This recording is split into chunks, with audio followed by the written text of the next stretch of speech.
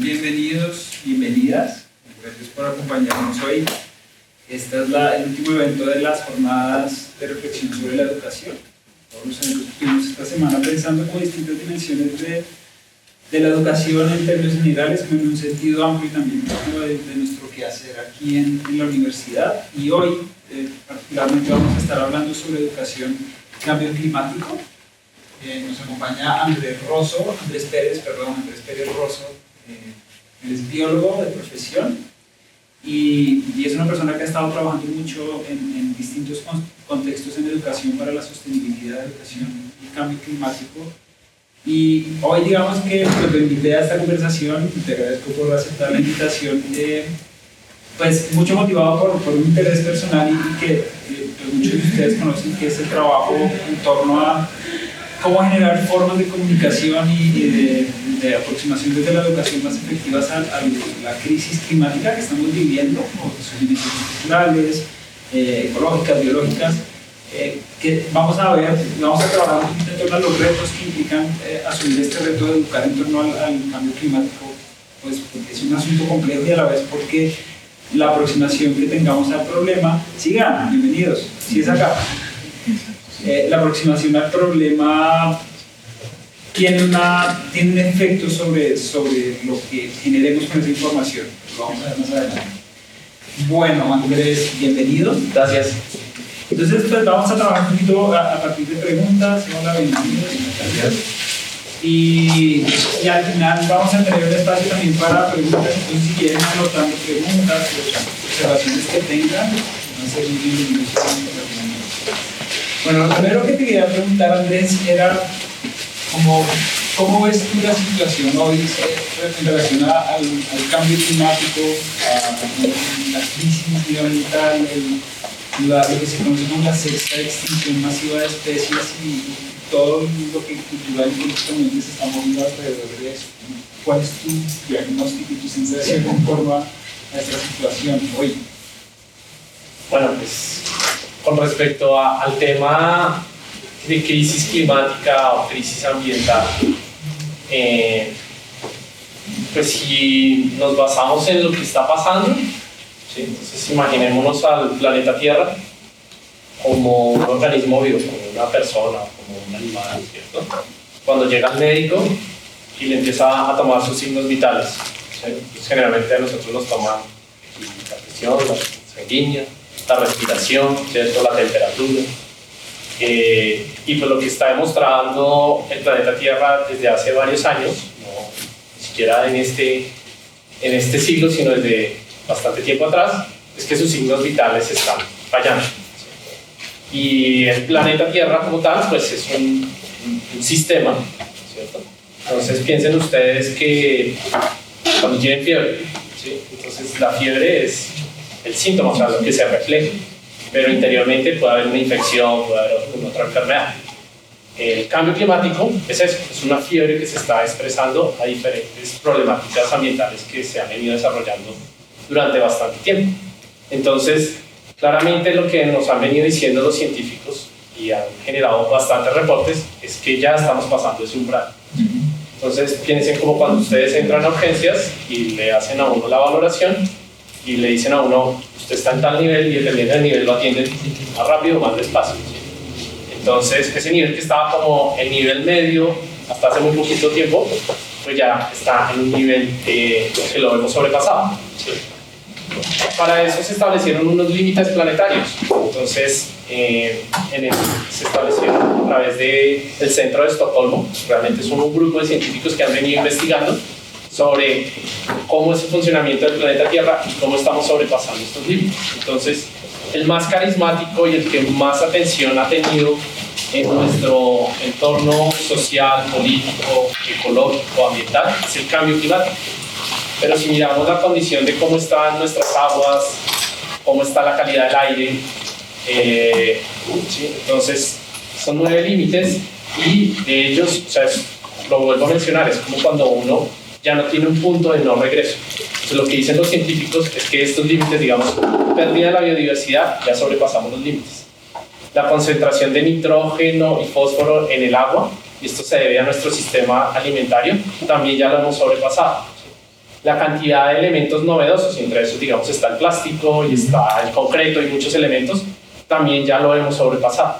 Y hay otros que no han podido ser valorados porque son muy difíciles. Entonces, digamos, la calidad del aire ya se está generando y por eso ya existen también movimientos donde se está mirando cómo es la calidad del aire.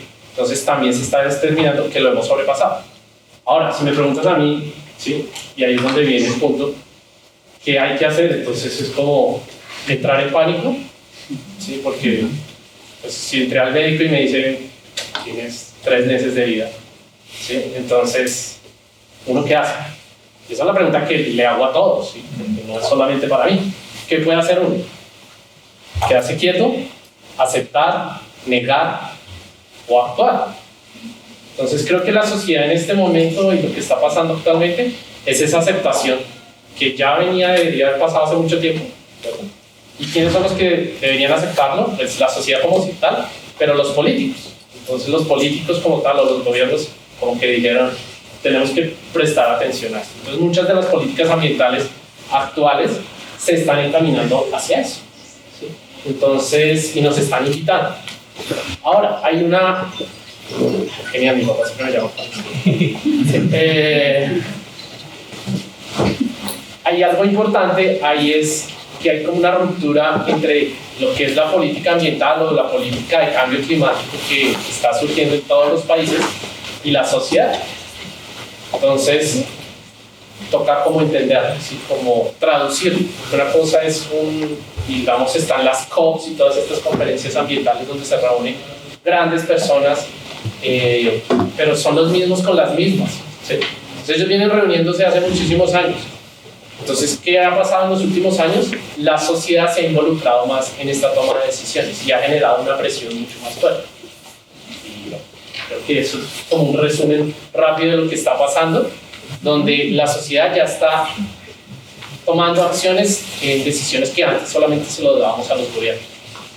Y cuando hablas de estas acciones que se está tomando en la sociedad, ¿cómo a qué hace referencia? ¿No? Que lo más visible son algunos de estos movimientos que aparecen aquí, como hay algunos liderazgos de personas que generan mucha presión a estos movimientos, como el movimiento de los jóvenes en Europa, en el hospital Estado, como, digamos, en términos sociales, ¿qué está ocurriendo en esta revolución? Porque desde mi perspectiva yo tengo la impresión de que tenemos como mucha información, circula mucha información, pero yo tengo la impresión que seguimos recreando las prácticas, las dinámicas de consumo, como los modos de vida que hacen que el problema se siga empeorando, a pesar de que de alguna manera entendemos las dimensiones del problema. Claro, y vuelvo a la analogía del médico. Ya ahora encontré el WhatsApp. La cuestión es como cuando ustedes van al médico y le dicen, digamos en mi caso, hombre de 40 años aproximadamente, llega al médico, lo valora, le toma los exámenes de sangre y le dice, Andrés, tiene que bajarle a las grasas, a las harinas, haga más ejercicio, o si no, pues se va a enfermar. Ese dictamen ya no lo dieron hace muchísimo tiempo, ¿sí? Entonces, en los años 60 salió ya, los límites planetarios ya estaban establecidos, o sea, lo que les acabo de decir, eso ya estaba en los 60, 70. El Club de Roma, que se denominó, un grupo de científicos se reunió en esta ciudad y empezaron a decir, bueno, ¿qué está generando estos impactos y qué puede suceder si la sociedad actual o el estilo de vida que está tomando el planeta Tierra no hace un cambio? ¿Sí? Entonces ellos pusieron y dijeron, miren, estamos haciendo el primer llamado de alerta. Entonces, y eso ha continuado y se han generado diferentes conferencias. Está la de 1987, que es la que da lugar a la gran conferencia de Río en el 1992, que es como la planeta Tierra, ¿sí? Donde se reúnen ya todos los gobernantes y desde ahí sale el concepto de desarrollo sostenible, ¿sí?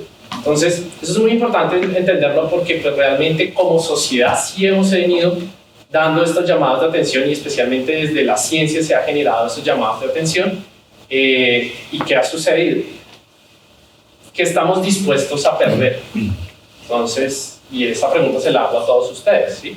¿Qué están dispuestos a perder como personas que son de su vida diaria? ¿Sí?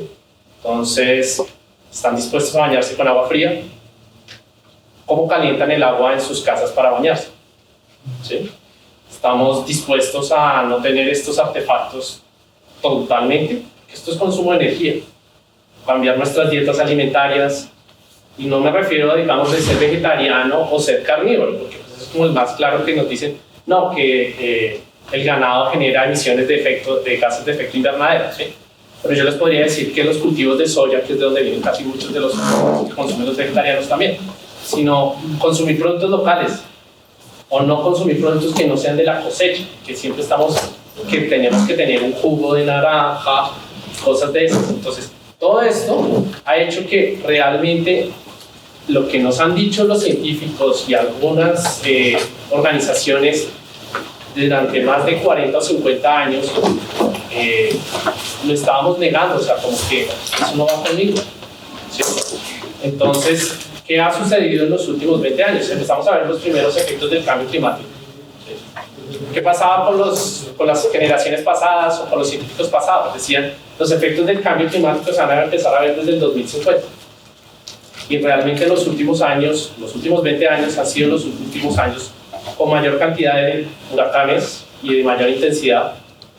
La temperatura se ha incrementado bastante, los veranos en las zonas donde hay veranos son mucho más fuertes, ¿sí? Ha llegado a temperaturas muy altas en los polos norte y en el polo sur. Entonces como que empezamos a decir, uy, realmente esto ya es con nuestra generación, no con las generaciones futuras. Entonces ahí es donde empieza a haber un efecto que empieza a cambiar la situación. ¿Por qué? Personas de su edad o más jóvenes, como Greta, dijeron, yo no voy a esperar que los gobiernos tomen decisiones por mí, ¿sí?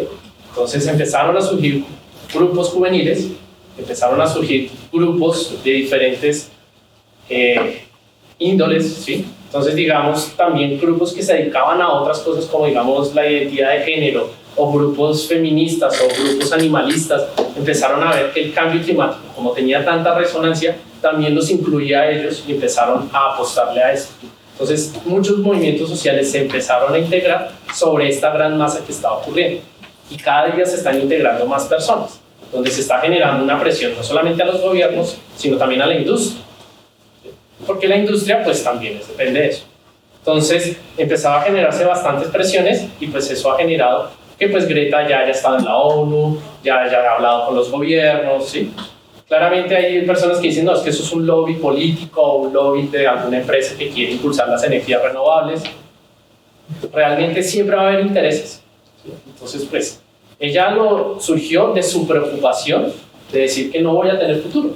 Entonces, generalmente lo que están diciendo la sociedad, y en este caso los jóvenes, es que no están viendo el futuro, ¿sí? Entonces, porque digamos nosotros, 40 años, una edad media, hace 20 años sabíamos de esto, pero pues no veíamos tan catastrófico nuestro futuro. En cambio, los jóvenes ahorita se están diciendo como, oye, es que esto nos va a afectar a nosotros, y ellos ya están saliendo de acá del camino, entonces pues tenemos que hacer algo.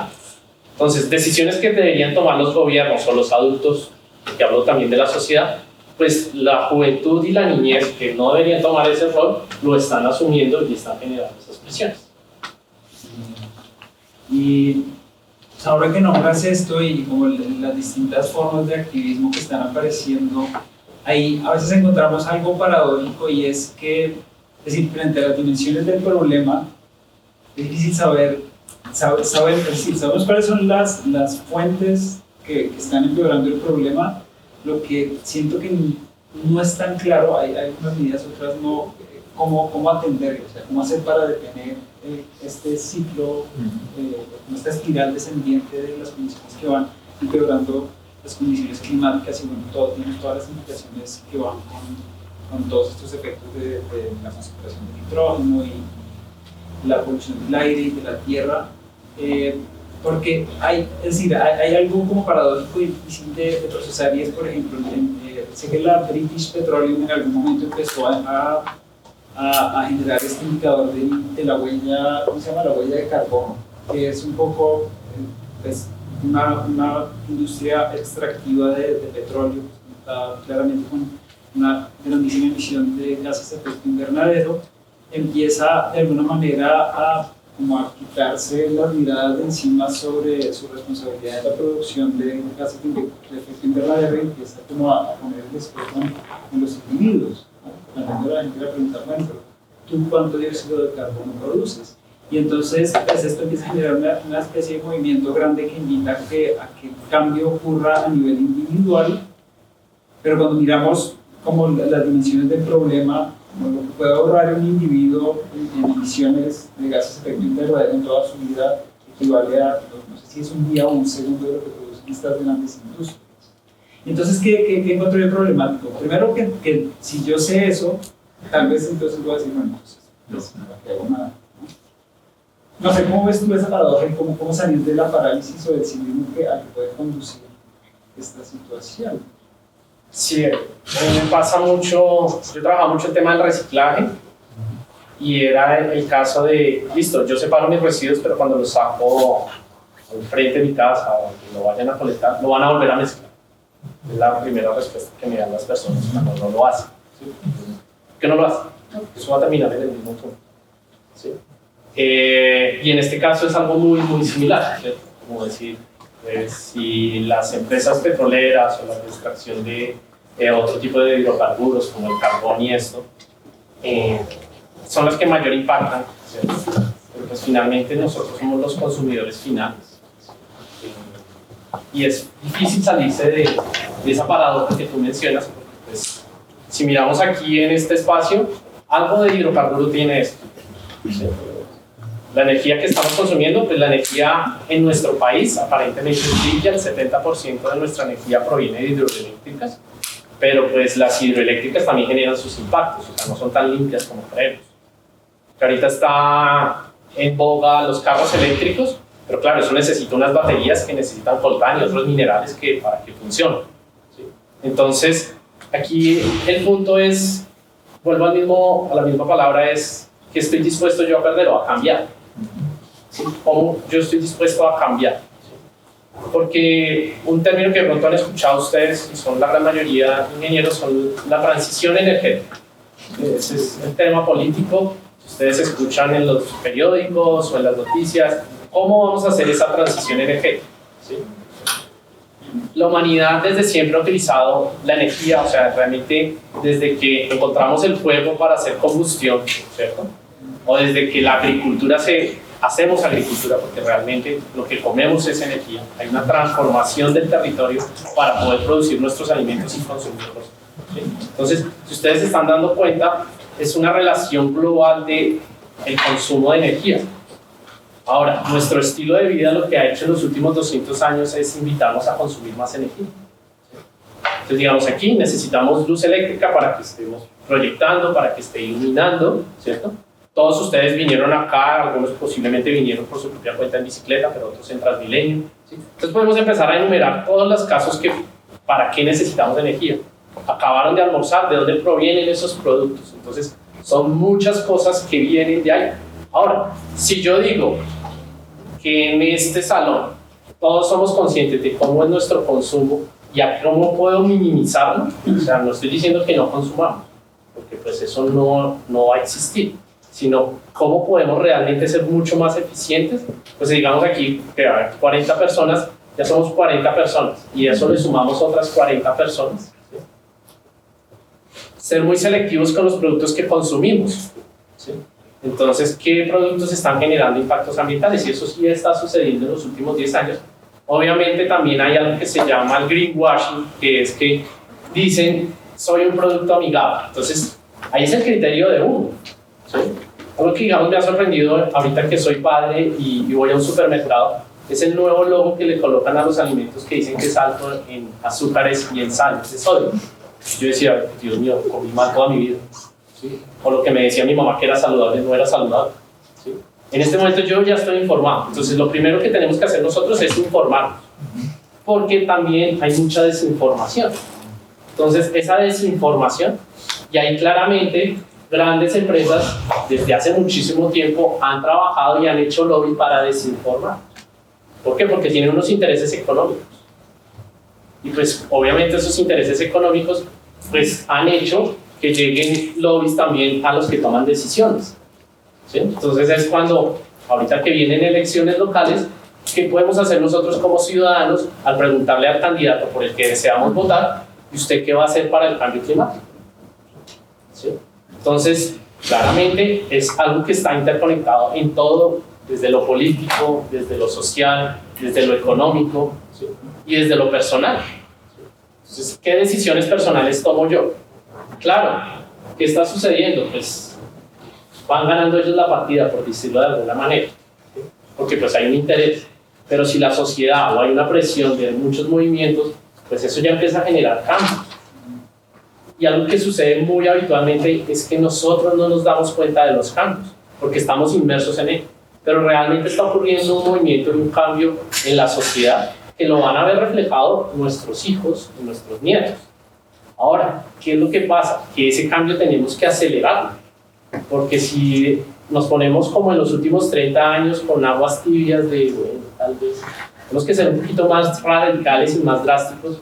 Por eso la transición energética se tiene que hacer lo más rápido posible, porque pues, realmente no podemos seguir utilizando hidrocarburos desaforadamente, porque pues ya sabemos las consecuencias. Entonces, es cómo podemos hacer esa transición mucho más acelerada, pero tenemos en cuenta que también, digamos, y es una de las grandes preguntas que se hacen en el actual gobierno y todos los gobiernos en el mundo es, ¿realmente vamos a seguir explorando para encontrar petróleo? ¿O seguimos utilizando petróleo? ¿O qué hacemos? Entonces, pues también ahí viene la parte científica y tecnológica y la parte de cómo podemos empezar a generar desde la ingeniería, lo digo acá por el ámbito donde estamos, qué tecnologías podemos poder empezar a construir. Entonces el hidrógeno verde ya está surgiendo y es una de las soluciones. Entonces, soluciones ya están existiendo, ahora es cómo lo hacemos más rápido y cómo lo acepta la sociedad, que ese es el mayor problema, ¿sí? Entonces, la aceptación social, y lo pongo como un ejemplo clásico, si yo les doy un celular a cualquiera de ustedes, ustedes lo encuentran todo. Si yo se lo doy a mi papá que me estaba llamando, por eso encontró WhatsApp, porque él no sabe manejar WhatsApp, ¿sí? Entonces, ¿cómo? Y eso lo hacen con cualquier producto. ¿Cómo lo empieza a asimilar la sociedad y lo empieza a utilizar? Ya todos sabemos utilizar un celular, así sea mi papá, ya sabe utilizarlo. Ahora, ¿cómo vamos a hacer para que toda la sociedad acepte que debemos hacer un cambio radical y una transición energética lo más pronto posible?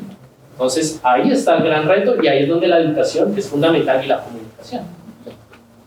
Bueno, viendo este tema de la comunicación y antes de ir más a lo puntual de la educación, tu experiencia ahí, digamos, un reto que yo he experimentado como docente tratando de abordar estos temas es que yo me cuesta no entrar en un lenguaje muy sombrío, catastrófico, angustioso, y hay una parte de mí que quiere que asústense, ¿no? Como vean que esto es muy grave, y tengo la impresión de que en ocasiones esto conduce como a estados de parálisis y de como una suerte de cinismo, no hay nada que hacer, entonces para qué ni siquiera estamos pensando en el problema.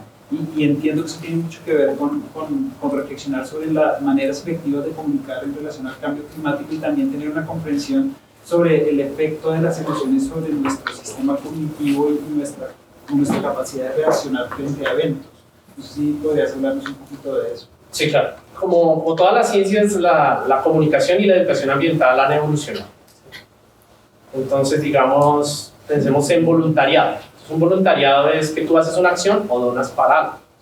Los primeros voluntariados surgieron en los 50s y 60s y hubo un gran hito que fue una gran hambruna que hubo en África en los 70s y recurrieron a todo el mundo a ayudar a este país. En este momento no recuerdo cómo han cambiado tanto, pero era una zona del Cuerno y de África que tenía una de las hambrunas nunca antes vistas, ¿sí? ¿Y qué hacían? Iban y le tomaban fotos a los niños con moscas pegadas en la cabeza y obviamente con los huesos en su piel. Y se dieron cuenta que la reacción de las personas era: yo no quiero ver eso, no me metas en eso. Además que está a miles de kilómetros de donde yo vivo, y a pesar de que yo quiero actuar, eso lo que hacía era bloquear. Entonces, si ustedes ven ya la gran mayoría de campañas donde invitan a las personas a ayudar a alguien que está en un problema de hambruna o de alguna situación, por un caso de emergencia, pues se evita mostrar imágenes de la persona sufriendo, porque realmente nuestro cuerpo y nosotros dentro de la psicología, porque aquí ya entra el tema de la psicología, nosotros bloqueamos el dolor, no queremos saber cosas que nos duelan. ¿sí? Y en nuestro país es un caso muy claro. Prender un noticiero. Ustedes prenden las noticias y empiezan a ver, y muerto aquí, muerto allá, atracaron a este, y cuando uno dice, ¿sí? No quiero saber de eso. Cambias de canal, o ves deportes, o lo que les guste, y ya. ¿Sí? El cuerpo humano actúa así, de esa manera, donde tú bloqueas lo que no quieres ver. Entonces, si yo les digo en este momento, están desapareciendo los nevados y nos vamos a quedar sin suministros de agua posiblemente en 25 años o en menos tiempo, ¿sí? Nosotros dependemos del agua que viene de la montaña y pues van a desaparecer los páramos. Empiezo a contarles así una narrativa dramática. Claramente puedo generar y llamar su atención, como, oiga, toca hacer algo, ¿sí? Pero es como muy lejano o muy difícil de hacer. Algo muy diferente, posiblemente decir, bueno, ¿quiénes de acá reciclan? Alcen la mano. ¿Listo? Bueno, hay algunos que reciclan, ¿cierto? ¿Quiénes de ustedes son conscientes de cuánta agua usan? Entonces toca poner en contextos cotidianos, ¿sí? Y demostrar resultados. Entonces, que lo que tú estás haciendo sí va a tener un impacto. Porque pues ahí es cuando el humano dice, lo que yo estoy haciendo, entonces el ego también resalta. ¿Sí? Entonces, como, yo sí estoy contribuyendo. ¿Sí? Entonces, esa es la forma de comunicar. Y pues claramente la comunicación y obviamente desde la educación ambiental se está buscando eso. Acciones puntuales donde tú puedas actuar y donde tú puedas encaminar. ¿Qué es lo bueno de estos movimientos juveniles? Que se sienten identificados. Si de pronto yo hubiera sido el que llegara allá y le dijera a Greta, oiga Greta, no vaya al colegio y hacemos pares, nos sentamos allá al frente del Parlamento sueco y no, fue algo orgánico, fue muy espontáneo. Y los grandes movimientos sociales surgen de esas cosas, de movimientos espontáneos donde las personas se sientan identificadas. Entonces, si ustedes van a hacer una pieza comunicativa o quieren, tienen que hacer algo que los identifique. Porque pues, si no se sienten identificados, no se van a unir a estos movimientos y a esto. Entonces, ¿ella qué hizo? Un temor que ella tenía, la edad que ella tenía, ser mujer, que eso también influye, ¿cierto? Entonces miles de personas se sintieron identificadas con ella. Sí, yo también siento ese mismo miedo que está diciendo Greta. Yo también tengo, en ese momento tendría 14, 15 años, yo también soy un menor de edad. ¿Sí? Y entiendo que lo que me están diciendo en el colegio no sirve para nada, porque pues, es que se va a acabar el planeta, yo no voy al colegio. O sea, ella generó una narrativa, una historia perfecta, donde millones se sintieron identificados y se han unido a ella. Y no solamente son movimientos porque podríamos decir, no, es que es una mujer blanca, no, hay movimientos en todo el mundo. Que ella sea el más representativo y el que podemos observar todos, pues claramente porque le han dado los medios esa atribución. Pero desde indígenas, mujeres afro, personas LGTBI han salido a buscar esto, o sea, es algo que se está poniendo en común porque nos afecta a todos. Todos vivimos en el mismo planeta, todos tenemos las mismas necesidades. Si nos pusiéramos desnudos todos somos iguales. Si muestran nuestros huesos, somos casi idénticos. Entonces, ahí es donde encontramos que ellos están poniendo una pieza en común y por eso es que tienen esa gran fuerza y esa gran actitud, ¿cierto? Ahora, ¿qué pasa con la comunicación y qué pasa también ahorita que han hecho estudios psicológicos, ¿cierto? Ya yo mencioné uno, el fatalismo. El segundo, la distancia. Entonces, generalmente en los 2000 o finales de los 90, cuando hablaban de cambio climático, mostraban al ecosistema más vulnerable en ese momento, que era el Polo Norte, donde estaba el oso polar. Entonces uno decía, uy, eso está por allá lejos, eso no tiene nada que ver conmigo. Si yo les pregunto a ustedes acá, y pues no tienen que responder, sino piensen cuál es el efecto de cambio climático que han sentido en los últimos meses. ¿Sí? Lo hemos normalizado, pero que haya un efecto del fenómeno de la niña durante 3 años, eso no es normal. ¿Sí? La cantidad de agua que ha caído en este país en estos 3 años no es normal. Y algo que más me atemoriza a mí es el niño. Y entonces ya están proyectando el niño ahorita a final de año. Y ponen en los diarios un efecto nunca antes visto. Usted empieza ahí a pensar.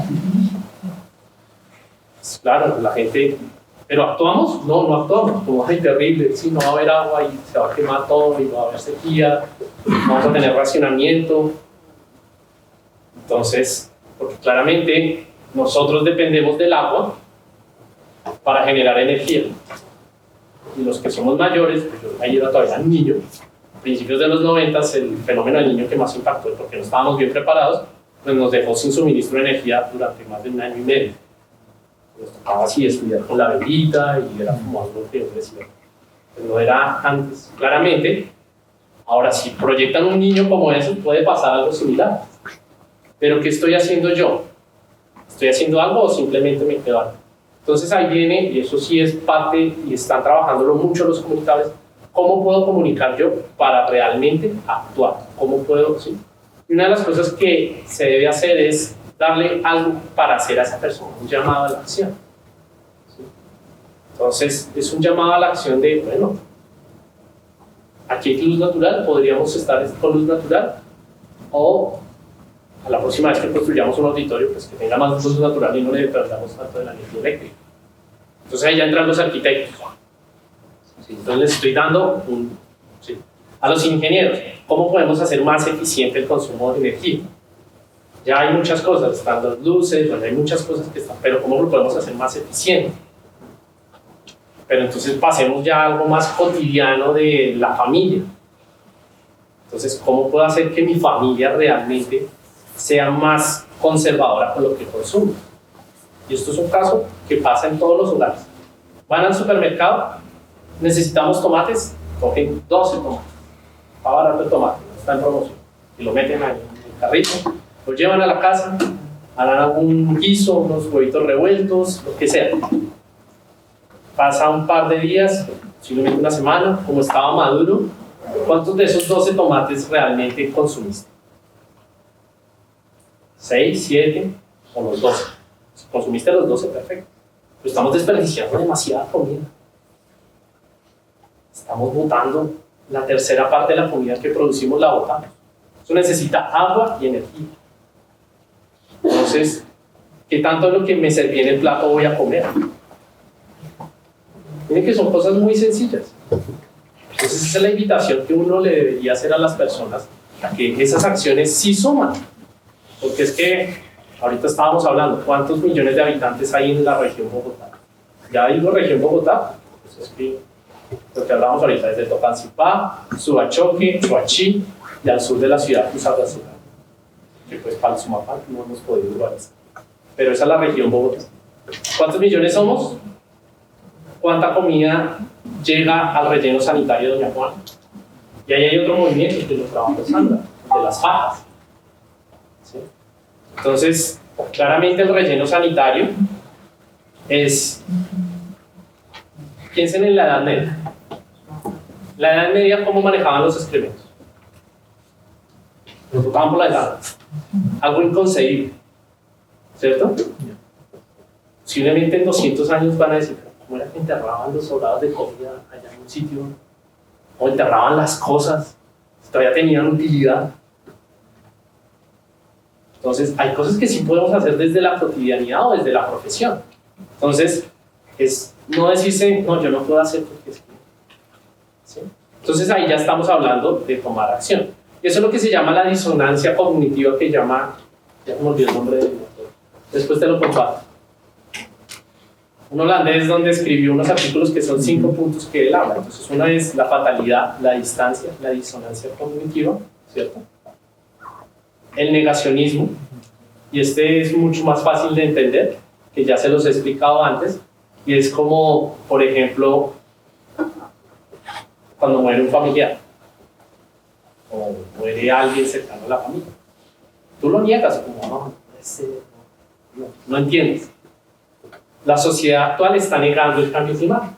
Es una forma de responder al dolor. Entonces, eso no tiene que ver conmigo. ¿Sí? ¿Qué invitan otros autores? Entonces, uno de los autores es esta Joanna Macy, que habla de la esperanza activa, ¿cierto?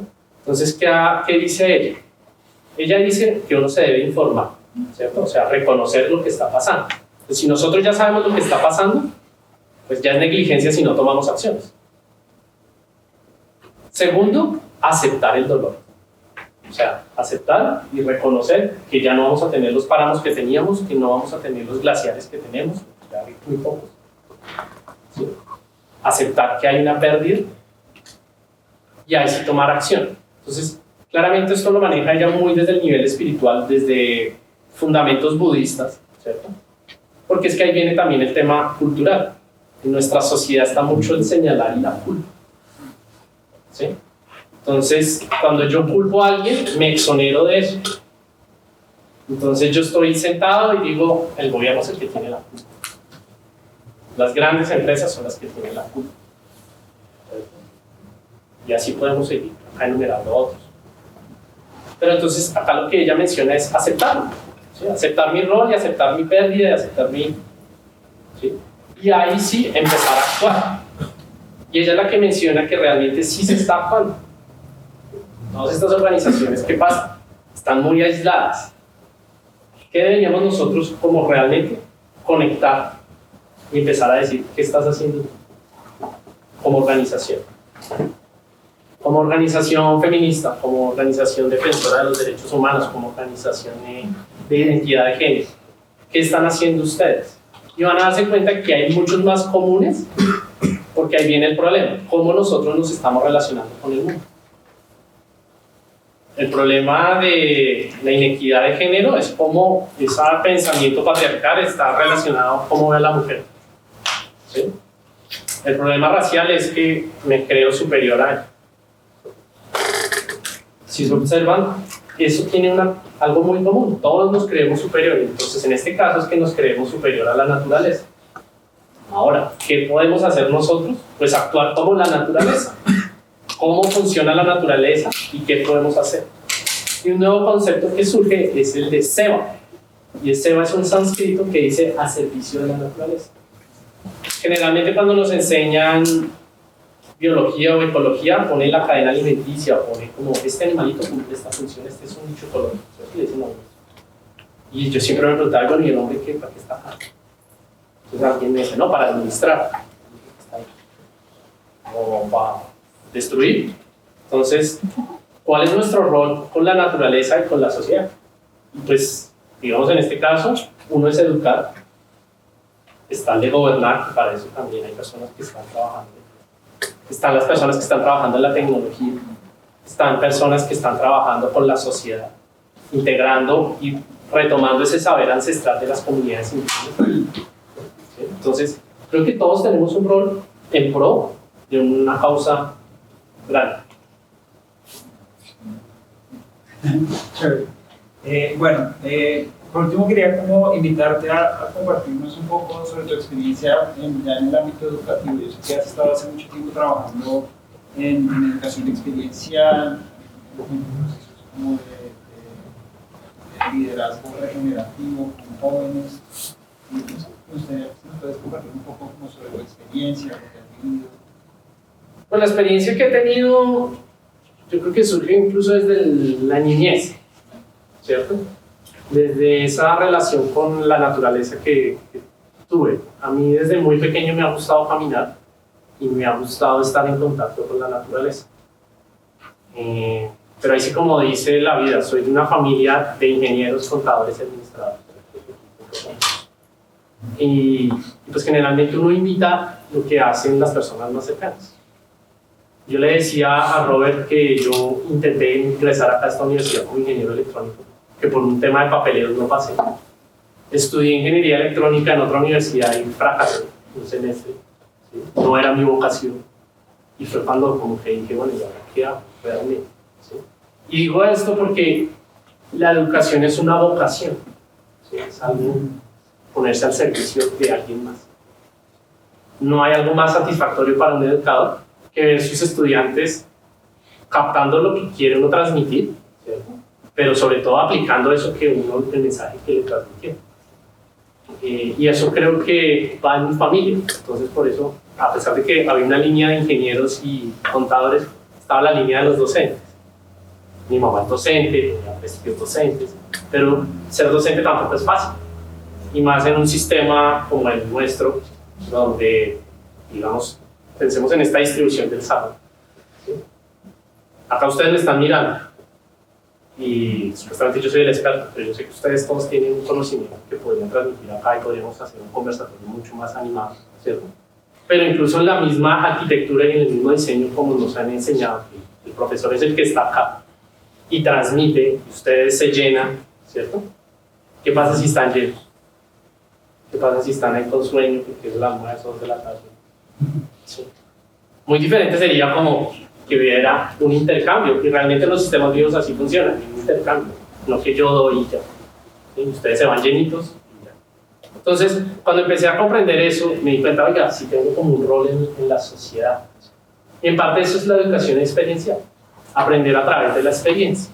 Experiencia como que, pues estar en espacios al aire libre. Entonces, en la organización que trabajo se llama OPEPA, se llama Organización para la Educación y Protección Ambiental. Desde ya casi 25 años se dieron cuenta de un problema que existía en la sociedad en ese momento. Eso era a finales de los 90. Ustedes no habían nacido, pero sus padres sí. Había un problema muy fuerte social en nuestra sociedad. La presión de los grupos armados no permitía a los niños y jóvenes a salir a áreas naturales, no solamente en las ciudades. ¿Qué pasaba en ese momento? En las ciudades nos cerraban las fronteras y si tú salías había lo que se llamaba pesca milagrosa, te podían secuestrar. ¿Sí? Y los que estaban en las zonas rurales, pues si salían podía haber una bomba. ¿Sí? Entonces, ¿qué tocaba hacer? Estar encerrados y con miedo. Entonces, estas personas pioneras, que entre ellas está el director de OPEPA, Luis Camacho, dijeron, no, pues salgamos y demostremos que sí podemos, o sea, tenemos un país entero para aprender sobre naturaleza y aprender sobre la vida, y es una mejor manera que estar en un salón de clase. Entonces empezaron a generar excursiones, expediciones. Entonces se visitaba los nevados, el Amazonas.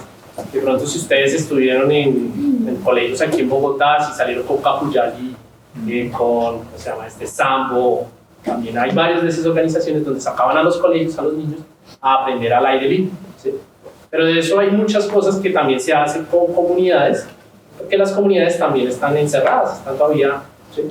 Es increíble, uno va al Amazonas y le pregunta a un niño, ¿cuál es tu animal favorito? Y dicen, el tigre. Y uno dice, el tigre será el gato. No. Otro, el elefante. Y uno, ok, acá no hay elefantes. Y están en contacto con los animales constantemente. Entonces hay una influencia y hemos perdido ese conocimiento ancestral. Entonces la idea que tenemos nosotros es sacarlos al aire libre, que se apropien del territorio, que sepan qué es lo que hay, por qué es importante conocerlo. ¿Sí? Entonces, ¿quiénes de ustedes aquí han ido a Chingaza? Ni la mitad. ¿A qué distancia está Chingaza, creen ustedes? ¿Ah? No, bueno, distancia, pero en tiempo. Más o menos. Ese es el Parque Nacional Natural más cercano. Bueno, pues también está el Sumapaz, pero Sumapaz no tiene tanto acceso. Una invitación es eso. Empecemos a visitar nuestros parques naturales, nuestras áreas naturales. Y eso fue lo que empezamos a hacer nosotros con niños y jóvenes. Bueno, estaban en ese momento, pero es lo que realmente hacemos, invitar a las personas a que entren en contacto con la naturaleza, que descubran, se asombren y vean y aprendan de ella. Entonces está la educación experiencial, las actividades al aire libre, y se le mete el último ítem que se llama educación ambiental, que es como un poco más de sensibilización en temas de impacto ambiental y esa función es lo que hemos venido desarrollando. Bueno, yo personalmente he venido desarrollando en los últimos 10 años. ¿Qué he hecho últimamente? Pues trabajar en temas de cambio climático y en construcción de narrativas. ¿Qué es construir narrativas? Historias que realmente conecten a la gente y que los inviten a tomar acciones. Porque pues hay unas narrativas, y eso digamos es lo que pasa con el cambio climático, cuando salen esos informes del IPCC donde nos dicen esto se va a acabar. Y uno, incluso yo una vez leí, como hace 4 años leí uno y yo decía, yo no entiendo. Entonces eso se llama interpretación. Entonces, ¿cómo presentarle esta información para que la gente esté informada, pero a la vez empiece a generar, a tomar acciones? ¿Sí? Y demostrar que sí se pueden hacer cosas desde la casa o desde otros lugares. Bueno, Andrés, muchas gracias. ¿No? ¿Sí? Yo quiero abrir el espacio, no sé si quieren, alguien tiene preguntas, comentarios, entonces para que vayan por ahí Romanos 1, 2, no lo vimos. Bueno, por ahora. Bueno, primera pregunta, me disculpas mi ignorancia, no sé qué es hidrógeno. Ok, yo tampoco soy el experto, pero pensemos cuáles son los elementos fundamentales que hay en nuestra y en que está compuesta la. Lo que entiendo del hidrógeno verde es que es una forma de generar una combustión para generar energía, para poder hacer el movimiento, que realmente es lo que funcionan los hidrocarburos para generar energía. Entonces es una nueva tecnología que está surgiendo y lo que se está buscando, porque ya existe, lo que se está buscando es que se genere con energía renovable, porque sí necesita un proceso de transformación. Entonces, sí se está buscando que paneles solares o que turbinas eólicas empiecen a generar ese proceso, ¿sí? Entonces, es una nueva fuente de energía y se le está apostando mucho porque pues, realmente ustedes de pronto deben saber más que yo de estos temas. El problema de los hidrocarburos y especialmente del petróleo es esa relación de energía que genera, o sea, ¿sí? Entonces generalmente cuando se le habla a alguien, ¿qué pasa con el carro a gas? No, es que no me genera la misma potencia que el carro eléctrico, ¿sí? Se está rompiendo esos paradigmas, ¿cierto? Y el hidrógeno verde está mostrando grandes éxitos en eso, entonces está llegando esa tecnología al país, ya está en otros países. Sé que en Inglaterra hay un premio a una empresa que está generando energía de hidrógeno verde, pero está en esa transición de poderla generar sosteniblemente. ¿Puede reemplazar combustibles como la gasolina? Sí, eso es lo que dice. Bueno, otro comentario. No sé si has oído hablar de la isla de las flores. No. Bueno, pues, Cuéntanos, ¿alguien ha oído hablar de la isla de las flores? Sí, ¿Qué has oído? es un documental que hay, bueno, no sé si es como un documental pequeñito que hay, la Isla de las Flores, van todos los desechos, si no está en Isla de las Flores, ese nombre tan maravilloso que le ponen, y pues lo último que ponen ahí es a comer a los animalitos que cuida el Señor que posee ese lugar, que son los desechos, y por último lo dejan entrar personas tiempo cronometrado para que cojan los desechos, algo que alguien tomó, un tomate, los que tú decías, los desechó y ya está en mal estado y pues lo aprovechan personas que no tienen recursos. ¿Y eso dónde queda? En Brasil. Yo me acordé por lo que tú dijiste de los tomates, entonces hay unas comunidades que consumen lo que para nosotros son desechos o basura, literalmente. Entonces hay personas que están dándole o sea, suena muy crudo y es súper difícil de entender, pero hay personas que están dándole como un consumo a eso que nosotros no consumimos, o sea, como que hay niveles de consumo, entonces lo que unos desechan, hay otras áreas que lo consumen, o digamos hay unos desechos que también se llevan para los cerdos, o bueno, también digamos que le dan un uso. ¿Qué tan, digamos, en otro sentido, qué tan real es eso de reciclar el agua de la ducha, como reutilizarla en un recipiente? O sea, yo lo hago más, yo no sé si hay un impacto real en eso. No lo puedo medir. Tú dices, estamos conscientes del agua que usamos, de algún modo, hasta cierto punto. Digamos, yo tomo mucha agua y pues también hago esto, como que en un recipiente recojo el agua de la ducha, como el agua mientras sale fría y se calienta y todo ese tema. Y lo que sobra lo que salpica mientras yo me baño, y luego la reutilizo para el usado. No sé eso qué impacto tiene, si realmente tiene impacto o no. Yo no lo veo en la factura, no sé. Entonces, del agua, entonces no sé si a otro nivel si hay un impacto real. Pongamos este ejemplo así para que todos seamos conscientes de cuánto impacta. ¿Tú sabes cuántos litros puede contener tu balde? Lo vas. Por ahí, no es un balde, es como una tina, pero ponle que tenga por ahí unos 4 litros. No sé. Okay. Un balde tradicional puede tener de 7 a 10 litros, ¿cierto? Piensen en el que utilizan para pintar, eso es como 12 litros. ¿Listo?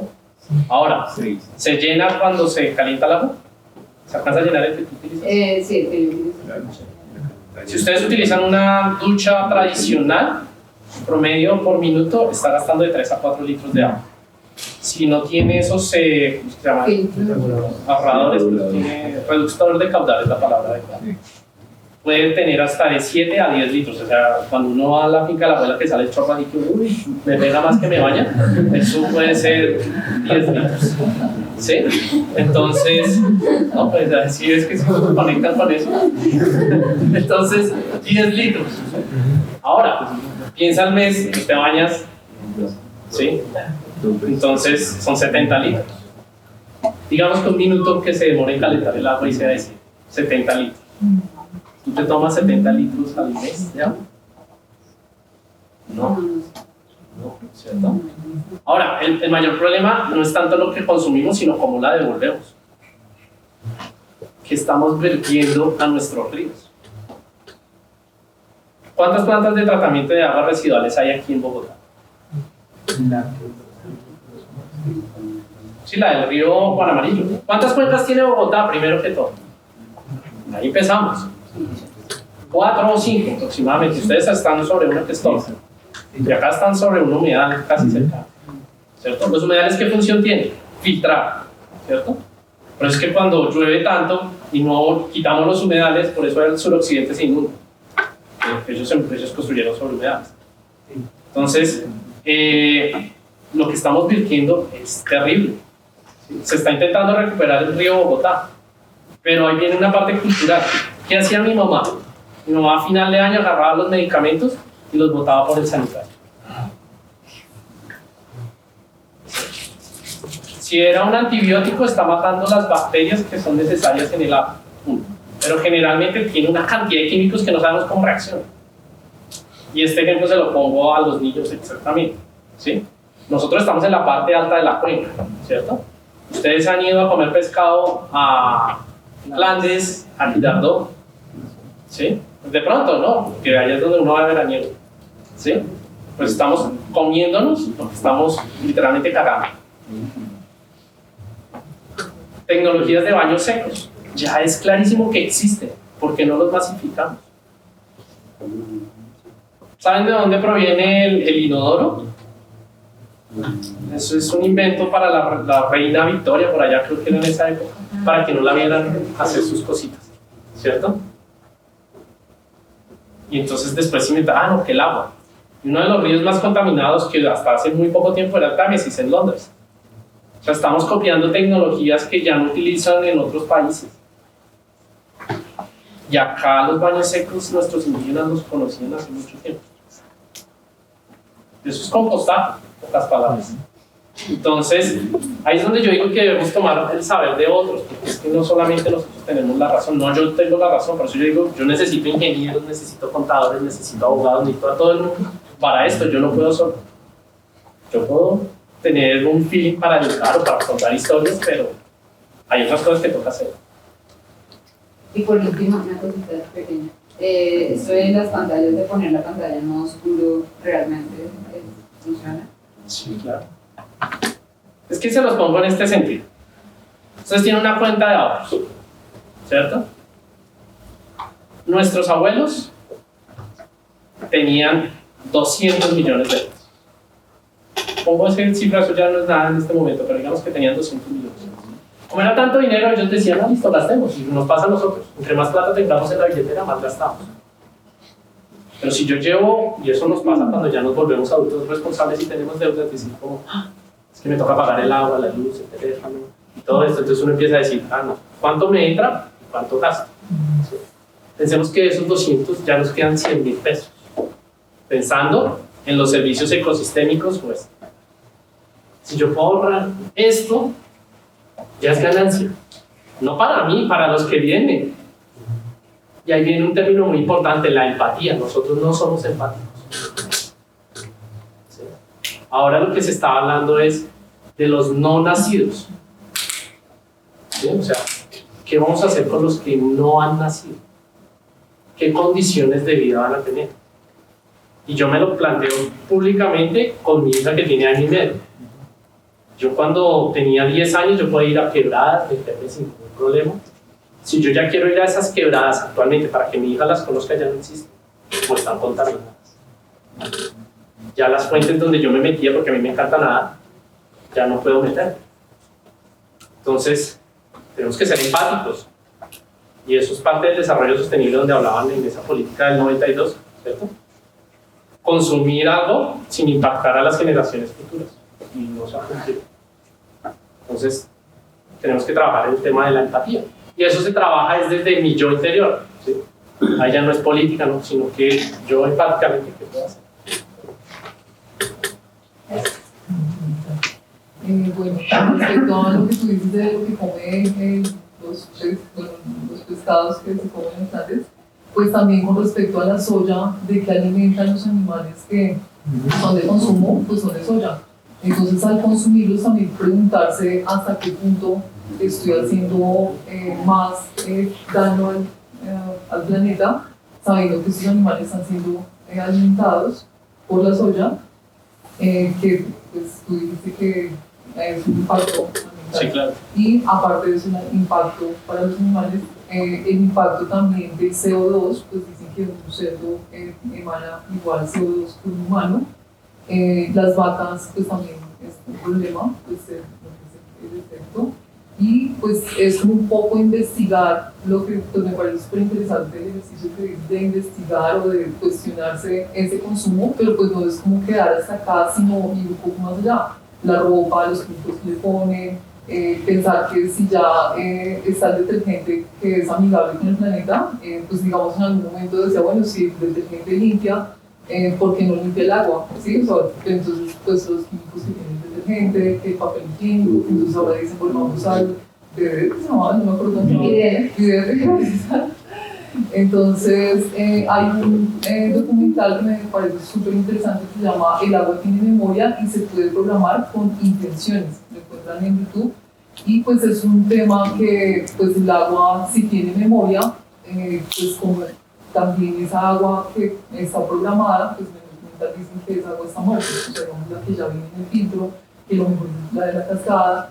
Y pues la pregunta también es como hacia la energía, o sea, digamos como que no solamente es la materia como tal, sino como esa energía que llega a nosotros, pues de qué forma llega, o sea, digamos esa energía de los alimentos, del dinero, y pues si la tienen en cuenta, pues no solamente como lo que se ve, sino lo que llega a nosotros como ciudad.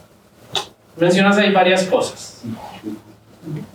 Lo primero que quiero darte respuesta es no llevemos al extremo nada, porque es que eso es lo que nos tiene problemas en este país.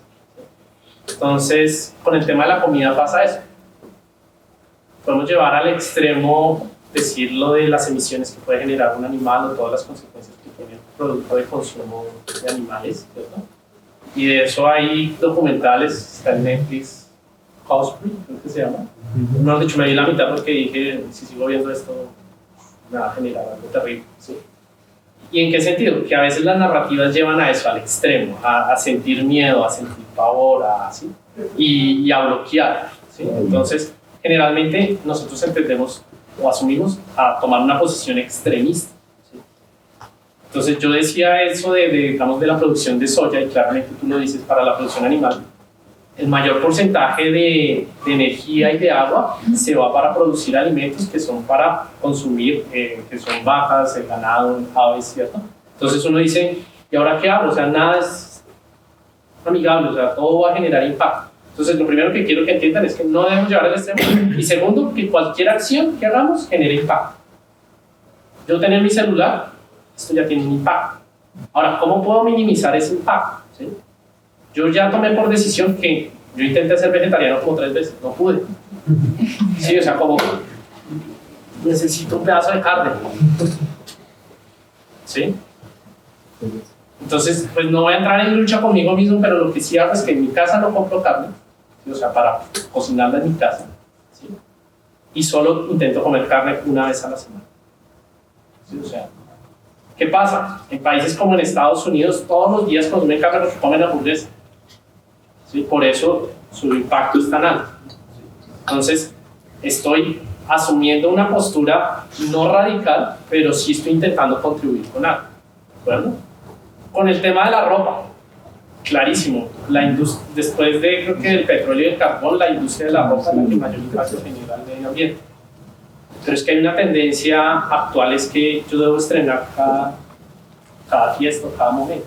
Pero también es la tendencia de la más sostenible. No, yo sé. ¿sí? Pero entonces, así como hay comida rápida, también hay ropa rápida. Es realmente la traducción mal hecha que estoy haciendo, Fast fashion. la de fast fashion, ¿cierto? Pero ¿en qué consiste? Cuando yo era niño, yo heredaba la ropa de mis hermanos, ¿sí? O existía el sastre, o existía el zapatero, ¿sí? Ahora uno, uy, esto ya se dañó. ¿Cuánto valen unos zapatos? No, 100.000. No, pero si yo voy allá a la 13 con Caracas, allá valen 20. Yo no sé qué impacto se están generando para producir esos zapatos a 20.000 pesos. O sea, cuando compren algo, piensen en eso. ¿Qué impacto puede estar, qué hay detrás? Y ahí sí es como dicen, mirar al niño metido en un contenedor consumiendo en una máquina por allá de Tailandia o de China, que son de donde los mandan a conseguir, que los, ¿sí? O sea, si les interesa la parte social, si les interesa la parte ambiental, ¿de dónde vienen esos productos? Eso se llama trazabilidad del producto. O sea, si yo realmente veo de dónde proviene, y ya hay etiquetas, lo que pasa es que aquí en Colombia no es muy común. Entonces, pero el mejor consejo que les doy yo es cuando ustedes vean algo, digan, ¿realmente lo necesito? O sea, veo una camisa que me gustó y digo, pues realmente lo necesito. O puedo arreglar la que tengo. ¿Sí? Claro, tampoco es que les diga que también hay extremos. No, tampoco llegar es lo mismo, no lleguemos a los extremos. ¿Sí? Con el tema del agua, Israel es, mejor dicho, allá no hay agua. Ellos consumen el agua que llega a las aguas negras. Tienen una tecnología radical. Entonces, ¿por qué nuestra cultura es, ay, eso ya está sucio? Pues porque tenemos bastante, ¿no? Entonces, tenemos es que cambiar un poquito acá. ¿Sí? Y pues hay tecnologías, es que es lo que les digo, y ustedes más deben saber, hay tecnologías que demuestran que sí podemos reutilizar el agua, reciclar el agua, aprovechar el agua. ¿Sí? Ya hay bacterias que capturan los metales pesados, o sea, realmente lo que tenemos es que poner a disposición ese conocimiento al planeta. Pero pues realmente hay, y eso estoy muy en contra, digamos, de la ingeniería ambiental está muy radical ya está el impacto, ¿cómo puedo mitigar el impacto? ¿No? Porque no trabajamos antes, ¿sí? ¿Cómo puedo hacer para no generar ese impacto? Entonces, pero son conceptos que van cambiando. Bueno, ¿alguien más? Allá el compañero creo que está, que se habla. Sí, señor. Creo que él sí sabe qué es el hidrógeno. Y pues primero, buenas tardes a todos. Y cómo funciona el hidrógeno, la verdad yo no lo considero una alternativa para la gasolina, ya que en realidad no estamos reemplazando nada. El hidrógeno en realidad funcionaría como una batería. ¿Por qué? Porque pues una de las formas que sería sostenible obtener el hidrógeno es con el agua, entonces hacemos la electrólisis, damos energía al agua, separamos el oxígeno del hidrógeno y pues tenemos hidrógeno. ¿Qué hacemos con ese hidrógeno? Tomaré el ejemplo de los autos. Colocamos el hidrógeno en los autos, entonces ellos ¿qué hacen? Absorben el oxígeno y vuelven y mezclan el hidrógeno con el oxígeno y tenemos energía. Pero pues nos sigue haciendo como el déficit de qué energía vamos a utilizar para llegar a separar el hidrógeno del agua, entonces el hidrógeno del oxígeno, por lo que en realidad no lo vería sostenible. Por otro lado, de lo que es el hidrógeno verde, pues sí me dejas la duda porque sí quiero investigar más de él, porque pues hice una breve investigación y pues si vamos a hablar del hidrógeno, en realidad el 48% mucho más del 60-70% del hidrógeno viene en realidad de cosas similares al petróleo. Por ejemplo, el 48% viene de la reformación católica del gas natural, el 30% del petróleo, el 18% del carbón y tan solo el 4% viene de la electrólisis, que vendrá siendo la forma medianamente sostenible, por lo que en realidad no lo veo para nada viable. Y por otro lado, creo que la pregunta no es cómo reemplazar la gasolina, porque en realidad ya tenemos formas de conseguir energía sustentable, o sea, ya tenemos como opciones para ello. Creo que la verdadera pregunta estaría, digamos, para el ámbito de los hidrocarburos, estaría más que todo en la parte de los medicamentos, ya que los medicamentos, pues una de sus materias primas es el benceno, el cual proviene del petróleo, y pues creo que más allá de no tener gasolina, me preocupa más el quedarnos sin medicamentos. Entonces, en realidad creo que una parte más allá a afectar es cómo vamos a reemplazar la parte de los medicamentos, ¿será que tendremos que volver a épocas pasadas, digamos, volver a buscar en cada una de las plantas, hey, esta planta llega a ser medicinal o no, esta planta me puede servir? Creo que en realidad la solución, más allá de entrar en la gasolina y demás, que claro, que va a aportar, como tú lo decías, cualquier cosa que lleguemos a hacer va a aportar, pero creo que, pues lo mismo, en los grandes impactos, pues creo que nos deberíamos enfocar en ello. Y concuerdo completamente con lo que dices del reciclaje y la reutilización. Por ejemplo, en el caso de la ropa, creo que se puede llegar a maximizar el uso de ella, se puede llegar a reciclar, pero creo que sí se debe continuar con el petróleo, solo que de una forma como más inteligente y racional. ¿Por qué? Porque de igual forma la ropa, aunque sea de plástico y lo reciclemos, tenemos un límite de veces de llegar a reciclar algo. Entonces creo que si bien podemos llegar a detener un poco la extracción de petróleo, el uso del petróleo, no es que lo podamos extinguir del todo, lo podemos llegar a maximizar, usar de forma inteligente, digamos, llegar a un punto de equilibrio donde nos volvamos un poco, salgamos un poco de los límites que ya sobrepasamos y volvemos ya como al tacómetro que podamos ver.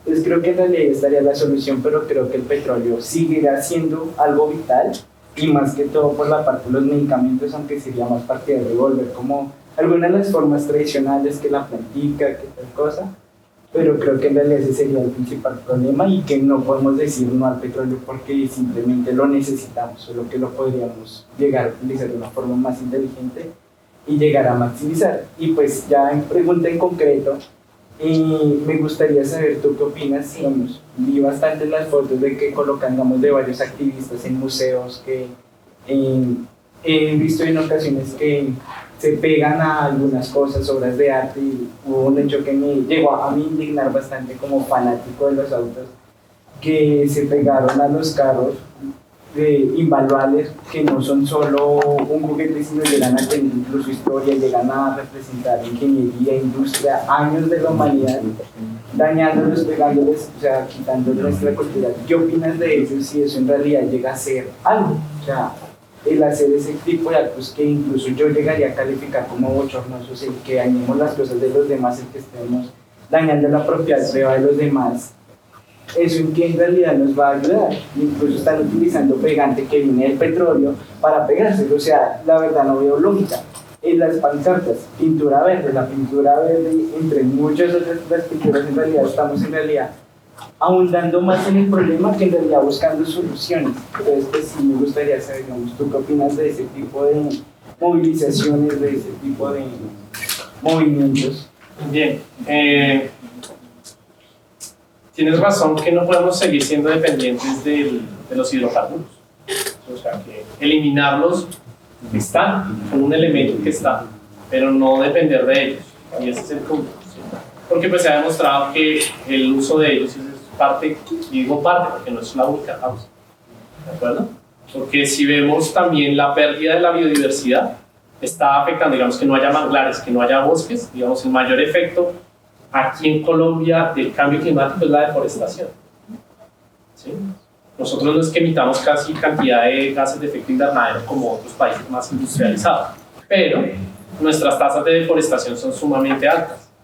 Entonces, claramente lo que nosotros debemos de dejar es no ser dependientes, es que nuestra economía y nuestra vida diaria está dependiendo de eso. ¿Sí? Y ahí vuelvo al mismo tema. ¿Cómo podemos como sociedad minimizar la cantidad de energía que necesitamos? Porque si pensamos de dónde proviene el petróleo viene de animales que estuvieron millones de años enterrados ahí, pero esos animales ¿de dónde provienen? De la luz solar, o sea, todo ese proceso que nosotros conocemos como fotosíntesis y todo eso. O sea, que realmente la energía, como bien deben saber ustedes, pues no se crea, sino se va transformando, es algo que está concentrado. Y va a haber un punto donde no vamos a tener hidrocarburos, y son necesarios, como tú bien lo mencionas. Entonces es cómo dejar de depender de tanto de él, y eso es parte de los propósitos de la transición energética. Ahora, si al activismo, creo que en nuestro país es claro, ¿sí? Si a nosotros no nos escuchan, recurrimos a la violencia, y eso no está bien. O sea, realmente no estoy de acuerdo con ningún acto vandálico, ¿sí?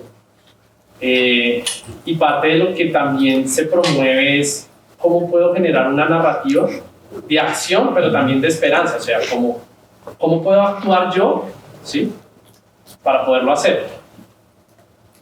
Claro, yo la otra vez que vi fue que le echaron pintura a una obra de arte y yo decía que se podía quitar, sí. Pero yo decía, Pero dio la vuelta. claro, logró llamar la atención, ¿sí? Pero los medios de comunicación no dijeron el motivo por el cual. O sea, Sí, claro, mira, yo me acuerdo, porque la verdad vi la noticia muy rápido, fue eso, porque dije, estamos locos, pero no dije, porque no sabía cuál era la causa, ni siquiera sé cuál es la causa en este momento, ¿sí? Entonces, Está en Hop, no sé, el canal de ambiente, no sé si lo han visto. Sí, sí, lo Explica ahí todo pues, lo que hicieron. Es por el medio ambiente. Pero entonces tiene que ver justamente con los aceites, con el bueno, efectivamente, ustedes pueden llamar la atención y esto es una invitación que hago y realmente es muy complicado, o sea, cambiar el comportamiento de una persona es muy difícil, ¿sí? Cambiar patrones de consumo, es que estamos bombardeados constantemente de consumo. Entonces, yo creo que nos toca es empezar a trabajar por nuestras unidades más cercanas, o sea, lo más cercano que tú puedas. ¿Sí? Volviendo al tema de mi papá no recicla nunca, o sea, le voy a pedir a un hombre de 84 años que entienda por qué toca reciclar así. Pero ha hecho cambios en otras cosas, ¿sí? Entonces él era el que para ir a comprar el pan se montaba en el carro. Yo le decía, ay, mire que es mejor para la salud, caminar, no sé qué. Ya ahí logré algo. Entonces, yo creo que toca estar en nuestro entorno lo más cercano y poder empezar a hacer esos cambios. Y algo que sí es fundamental, la coherencia. ¿Sí? Entonces, yo por eso les digo, mire, yo intenté reducir mi consumo de carne. ¿Sí? Yo soy coherente en que el impacto que genera consumir diariamente productos cárnicos o consumir otros productos. ¿Sí? Pero mal haría yo vender acá una historia y ustedes me vean salir y hacer otra cosa. Entonces, llegar a la coherencia es un punto de los más difíciles por lo mismo, porque hay una presión social, hay una presión donde te están diciendo otra cosa. Entonces, Y hay unos hábitos. exacto, mucho tiempo atrás. Entonces, empiecen con cosas pequeñas, es mi invitación. Lo del balde, lo de reutilizar el agua de la lavadora, de apagar las luces. El modo oscuro en la pantalla. Exacto, borrar los correos. Yo no me había puesto a pensar en eso. Entonces, ¿cuántos correos yo tengo ahí atascados? Borrar 20, 30 correos, ¿puedo hacer algo? Pues hagámoslo, ¿sí? Entonces, es en pequeños actos donde se empieza a movilizar esto. Sí. Creo que por allá iba. Y preguntas justamente sobre esto de los pequeños actos y es como le dicen uno a alguien, digamos que todos estos pequeños actos sirven de algo y por lo general la principal excusa es el verdadero impacto que tiene. Por ejemplo, si yo reciclo una botella va a haber alguien que no recicle dos. Y sobre todo más de, por ejemplo, bueno, hacemos pequeños actos y cambiamos nuestra mentalidad. Y no sé, por ejemplo, veía, no sé, hace unos meses un video como de descontaminación del océano y sacan millones de toneladas de basura. Y alguien pregunta como, ok, ¿y esto qué tanto impacto tiene? No, es el 0.0001%. Entonces, ¿cómo uno afronta eso y cómo es capaz uno de decirle a alguien que las cosas mínimas ayudan cuando significan el 0%? Y lo otro es, ¿qué tiene que pasar como para que alguien de verdad haga algo significativo, digamos, como un gobierno, un estado, digamos, no, países que los que más contaminan como Estados Unidos, China, no sé, haga algo de verdad aquí en ese sentido para que digamos, las personas piensen que sus esfuerzos no serán menos porque, digamos, cualquier cosa que hagamos aquí en favor del medio ambiente, alguien más en otro lado del mundo va a hacer el doble y lo ahora. Es eso. Yo te entiendo ese síntoma de frustración, porque es que llevo 12 años trabajando en esto y he tenido muchos momentos de frustración, ¿cierto? Lo que mi invitación es seguirlo intentando, seguirlo haciendo. Lo que te dije ahorita, la coherencia. Si yo soy coherente y la gente empieza a imitar, empieza a formar. Ahora es la masa crítica, ¿sí? De pronto ustedes no lo saben, pero hace 20 años ver la ciudad era un caos por la cantidad de residuos que había. Entonces, esa masa crítica ha cambiado, ya somos un poquito más conscientes, o sea, ya al menos sabemos que la basura no va a la calle. Yo no vivo aquí en Bogotá y me sorprende ver cómo la gente no recoge los residuos de las mascotas. Y voy acá, eso camina uno entre poco literalmente. Y como hace 20 años aquí en Bogotá era igual, ¿cierto? Entonces las campañas, que más se sumen, que otros lo hagan, ¿sí? Yo lo que te digo es, dile a esa persona que lo haga, si no lo hace, vuélvele a insistir y muestra coherencia en tus actos, ¿cierto? Porque la gente aprende es como, oiga, este man en serio sí está haciendo lo que está diciendo. Sí, si son varios tú que reciclan una botella, claro. Si haya uno que bote dos. No, claro, y es frustrante, y realmente sí tiene que haber un cambio sistémico en la producción y en el consumo. Y eso sí tiene que ser claro, tiene que haber políticas, tiene que haber... Por eso es que yo les digo que cuando escojan un gobernante, ustedes ya tienen un poder de votación, lo hagan a conciencia. Porque claro, yo estoy hablando del nivel personal, pero es que tiene que haber otros niveles. Entonces, en el nivel personal, yo lo voy a seguir intentando así no esté funcionando bien el sistema. Pero claramente voy a buscar qué gobernantes están haciendo las mejores políticas para esto, ¿cierto? ¿Qué empresas son las que mejor están produciendo y consumir de esas empresas? Y empezar a generar esa presión, porque pues, realmente eso también es una presión y eso también es un activismo. No necesariamente poner una pancarta, sino generar una presión social a diferentes procesos. Con respecto a lo que dices de eso, pues una señora una vez dijo, yo prefiero dejarlo ahí porque la bolsa contamina más. Sí, está la bolsa biodegradable o está la hojita, pues que a veces con papel periódico hay unas palas, o sea, hay muchos sistemas. Hay otras alternativas. Bueno, en la vida real, en la vida ajetreada de Bogotá, una vez no tiene ni la pala, ni el papel periódico, ni la disposición. Soy honesta, yo no tengo la disposición de salir con papel periódico ni con una pala a recoger popó. O sea, yo lo recojo con una bolsa. Soy consciente que eso, por ejemplo, es algo que, como dices tú, lo de la carne. O sea, yo también traté de ser vegetariana, no lo logré. También reduzco mi consumo de carne. Con lo de la bolsa del popó, yo intenté lo del periódico, la pala, dije no, me mamé. O sea, yo siempre estoy como con mucho afán, toda la cosa, tengo que usar la bolsa que contamina y que cogerlo con eso. O que sea biodegradable, no sé qué tanto funciona. Hay unas que sí son reales, hay otras que sí es pura marketing. Cuando yo trabajaba en una industria que hacía plásticos, nosotros le agregábamos una sustancia para que la sal en contacto con el agua. Entonces era más total. Hay que buscarlas. Es que hay unas que dicen biodegradables, pero es mentira, ¿no? ¿Cómo sabe? Te escucho. Dos cositas, dos comentarios, dos preguntas. Yo creo que sí, que lo que uno haga como individuo le ayuda a uno. Pero sí es frustrante ver que crisis del cambio climático, cuántos aviones volaron ese día para allá y cuánto consumo energético tienen los aviones, y uno con un cepillo de bambú y ahorrando agua, nada. Y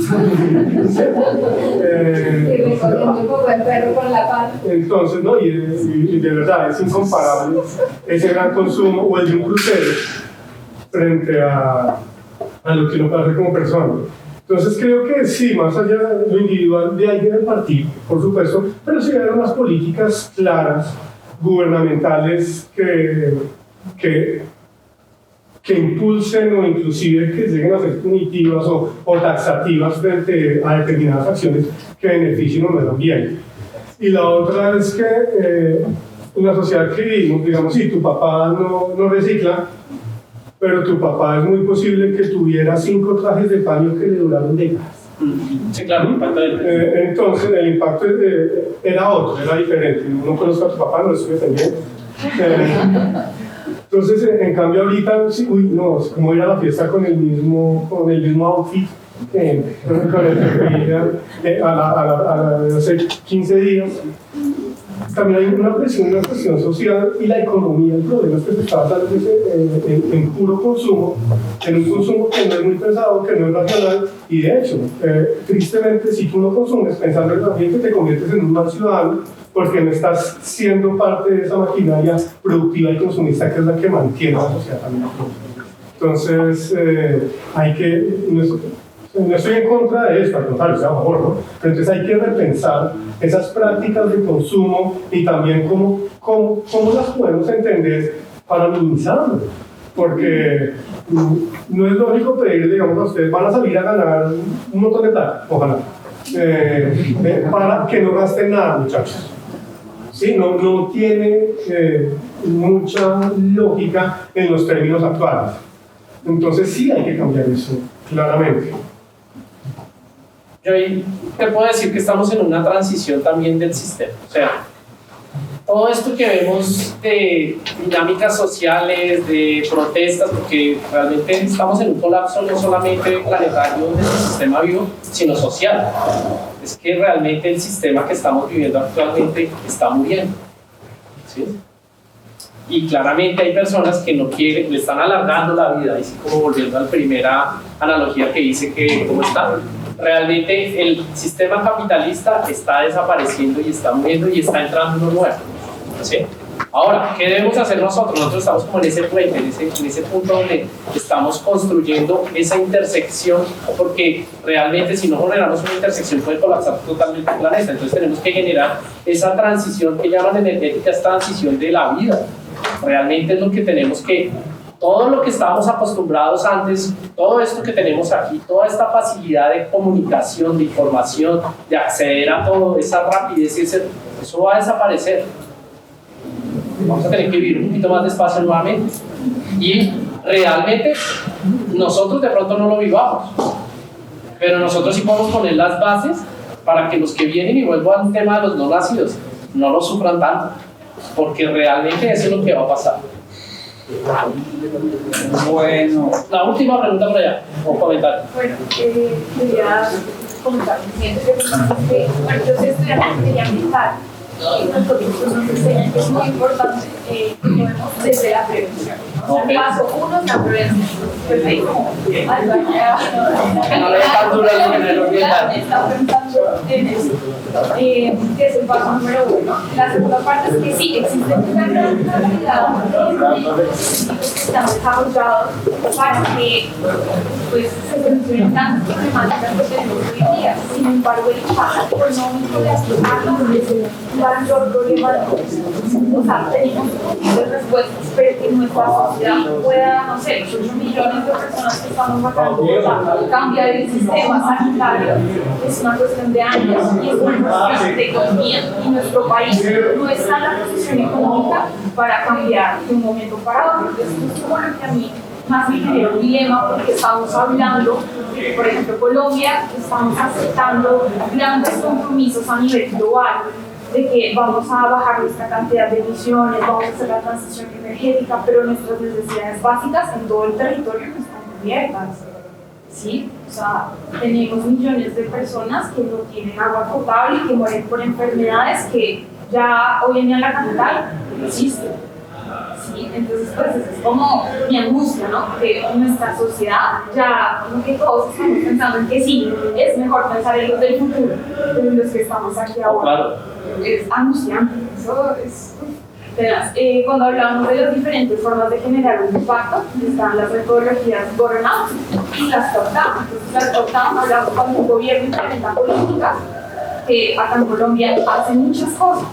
Hay una gran cantidad de políticas que se generan, pero se quedan en el papel. Y, o sea, es angustiante porque si hay personas que se están pensando cómo solucionar el problema, pero son personas completamente capacitadas, que han tenido doctorados, maestrías, y a medida que van bajando a nivel nacional, regional, departamental, municipal, y llegan le dicen a un alcalde, venga y aplique, él no tiene las herramientas. Puede tener un papel con miles de cosas escritas, pero no saben cómo. Entonces ahí es donde la importancia de una charla como esta, de que hayan educadores que se preocupen porque las personas lleguen a los lugares indicados y puedan empezar a aplicar todo eso. Y la otra, que es la bottom-up, pues es ya nosotros, ¿no? O sea, realmente sí podemos hacer muchas cosas, y es muy importante la voz que nos da en charlas como esta, de que sí las secciones pequeñas van a contribuir, y nosotros somos los encargados de generar una presión sobre los modelos económicos para que las cosas cambien. Así es. No, muchas gracias por tu comentario. Estoy muy de acuerdo. ¿No? Pues es que hoy en clase de la mañana les dije a los estudiantes que vinieran a la charla y me dijeron, ¿por qué tiene que ver la educación con el cambio climático? Y yo dije, pues todo. No, pero se me hacía raro que no tuvieran esa conexión y pues un poco los empecé como a decirlo y que para mí es obvio, o pues para algunas personas, pero no para todo el mundo. Y yo tengo un número, porque generalmente a mí no me gusta trabajar con números, pero trabajo con un número. Con que una persona de 10 se vaya con el mensaje, yo ya me doy por satisfecho, ¿sí? Y con que una persona de 10 tome una acción, así sea mínima en su casa, ya sume algo, ¿sí? Porque realmente antes era muy frustrante. Yo llegaba a mi casa, ¿sí? Incluso le decía a Robert que estuve trabajando en cambio climático, construyendo unas narrativas y entendiendo un poco eso, y era muy depresivo. Mejor dicho, me tocó como cerrar un momento y decir, voy a parar ahí porque si no, realmente.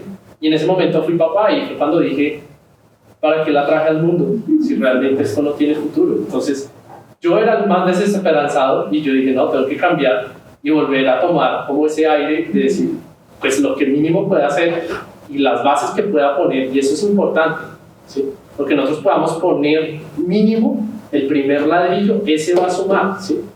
Generalmente cuando construyemos algo, lo más importante es la base. Si nosotros podemos colocar una buena base, ¿sí? Los que vienen ahí van a poder terminarla. Entonces, es eso, ¿sí? Y son personas que llevan 50 años trabajando con el tema ambiental, imagínate, y les siguen insistiendo y creen que se puede el cambio.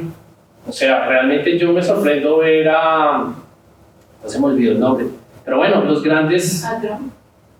Jane Goodall es una, no, pero son Attenborough es, no, sí se puede. O sea, tú lo ves en un documental y él ha narrado toda la fauna del mundo durante estos 30 años y al final dice, pero podemos recuperarla. Y yo digo, pero usted ha visto perderse todo, mejor dicho. Y si tú miras la biografía del hombre, es un naturalista que tú no dices, claro, por eso. Y ver que ya no existe la mitad de las especies que conoció hace 30 años, que yo no estoy hablando de que las extinciones no son tantas. Ese es el problema de la extinción masiva ahorita, que va a ser muy contundente y muy rápida y no va a permitir al planeta recuperarse, ¿sí? Entonces ese es el problema, porque extinciones han existido, cambio climático ha existido. El problema es que el impacto va a ser tan fuerte que no va a permitir a los sistemas naturales recuperarse.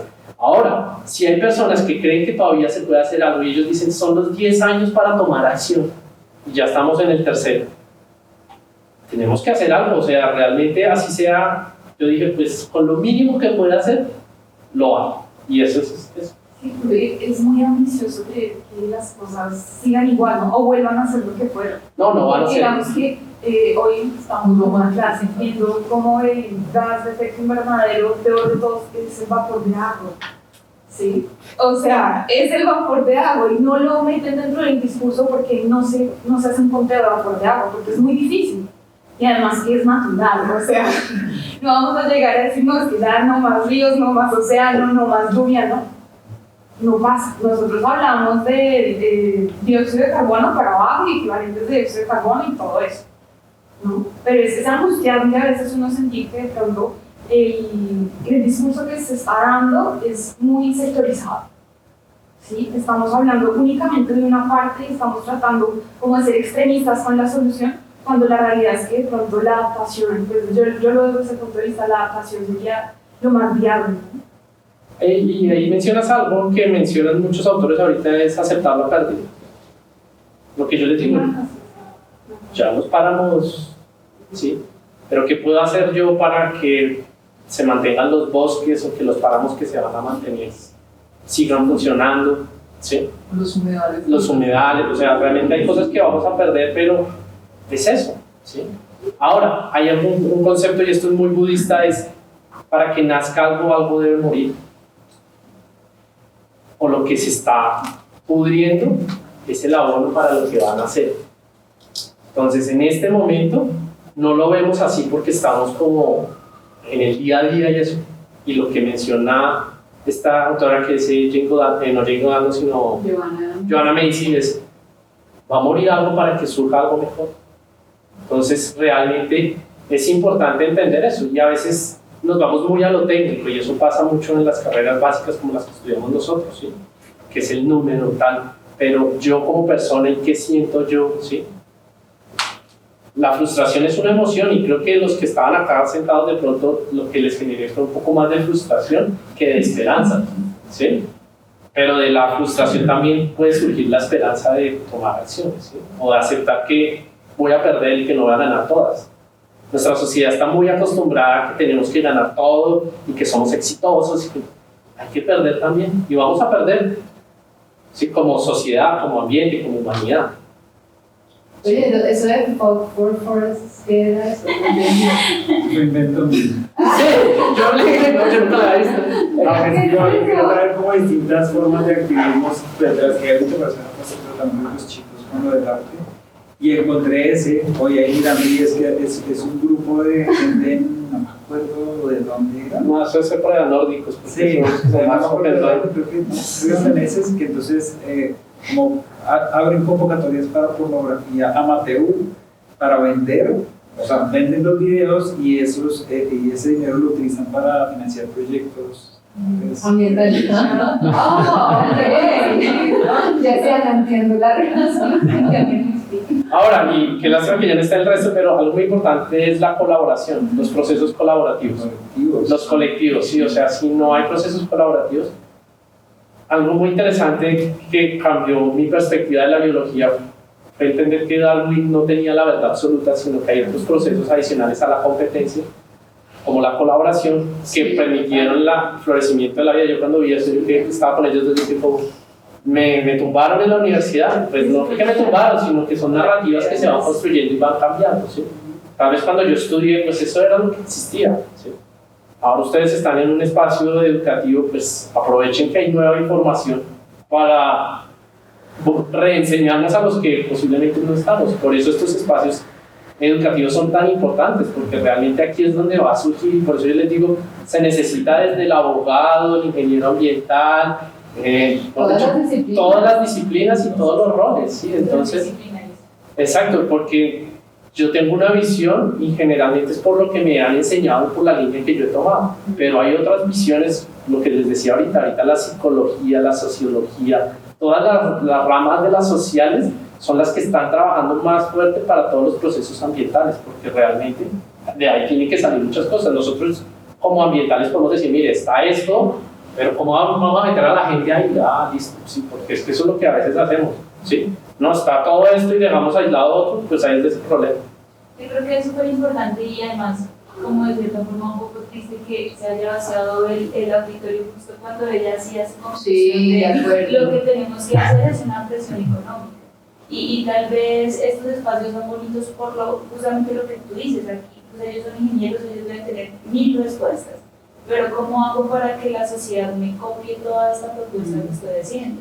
Entonces, ¿qué hago? Pues acción comunal, acción colectiva, presión económica, presión política, pero eso es una respuesta que tal vez no es como satisfactoria a lo que se espera. O sea, aquí es más fácil decir, sí, use el cepillo de bambú, que para lo va a servir, lo recicle. O yo, por ejemplo, me baño el pelo todos los días porque yo soy calentada, entonces para mí es imposible no bañarme todos los días completa, pero descubrí un champú que no tiene parabenos, no tiene sal, entonces cuando me baño y vuelve el agua como al drenaje, está más limpio, ¿sí? Entonces, como esas cositas, obviamente es mucho más caro y es de Herbal Essence, por si a alguien le interesa. Es una marca que igual es comercial, pero entonces tiene una fábrica que no genera residuos sanitarios, una línea de reciclaje. Entonces, como esas cosas, pero finalmente es verdad lo que decían aquí, eso no es mucho. ¿Qué es un despertar y un entender que no soy solo yo en este mundo? Que no solo yo puedo salvar el mundo, que tengo que buscar estos espacios donde alguien me diga, bueno, usted es ingeniero, usted sabe que hay que hacer esto, yo soy abogada, ¿qué podemos hacer con esto y cómo hacemos que funcione?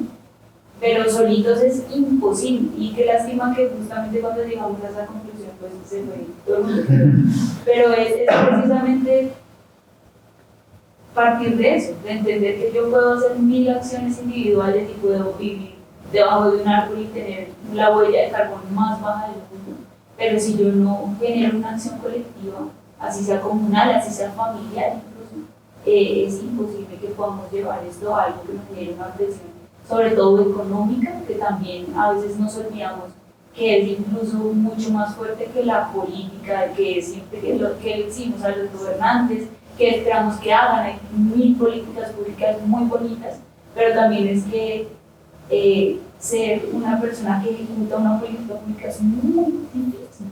O sea, nada más creártela es muy difícil, ahora ejecutarla es muy difícil.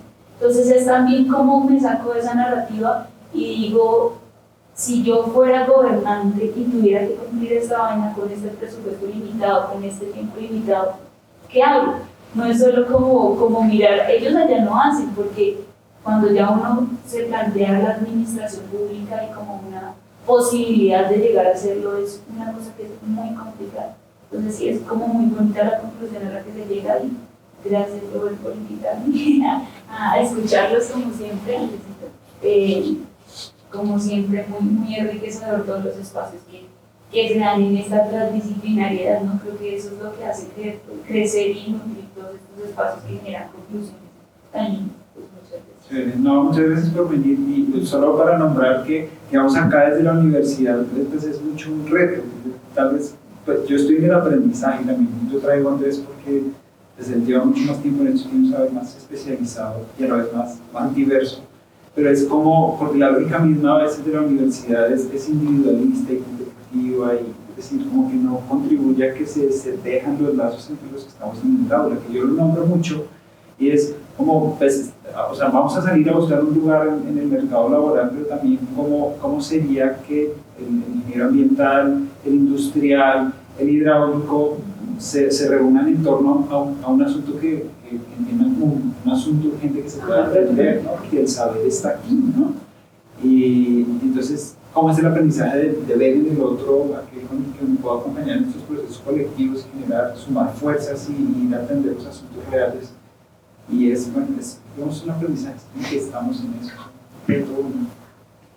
Con respecto a lo que tú mencionas, en algún momento, pues tema en común con un profesor de ingeniería, de humanidades, pero el tema era el agua, y él decía que trabajaba en el acueducto y que le gustaría generar un proyecto acá de investigación, pero nos quedamos como en esa parte de ¿a dónde vamos? ¿Qué hacemos? Un semillero, lo citamos, pero necesitamos una dependencia, y ahí quedó el proyecto, pues porque era de otra área, y pues un proyecto en común, entonces era como muy complicado de, pues no sé, y los dos como que no éramos de plantas, y todo, y finalmente no llegamos a nada, pero sí me parece como interesante lo que son los semilleros, como espacios donde los estudiantes puedan tener este tipo de información. Y también como decir, nosotros nos enseñaban mucho esto, que a veces es importante usar como si la realidad fuera un queso gruyere.